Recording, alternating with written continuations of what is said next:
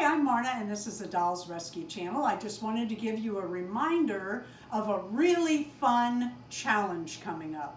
Tammy Powley and I are going to be dressing our AliExpress Blythe dolls as flappers. And we're asking you to join in on a challenge to dress one of your dolls as a flapper or show one of your flapper dolls from the 1920s. The doll doesn't have to be from there, just the style. There are a lot of ways that you can make a flapper dress. You can use beads, you could crochet a tube dress and then add yarn tassels. The easiest way is to buy this fringe. I got this at Hobby Lobby. It was not expensive and it was 50% off.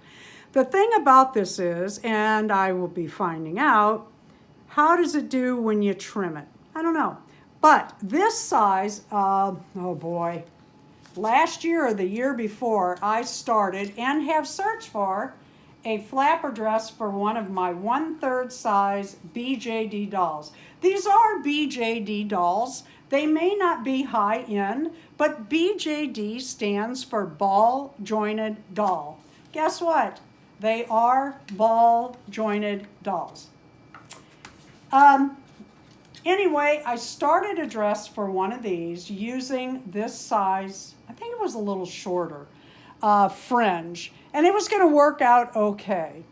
But for your smaller dolls, it won't. This would be way too long for the Blythe doll. I don't know, maybe if you layered it just right, it would work. But that's up to you.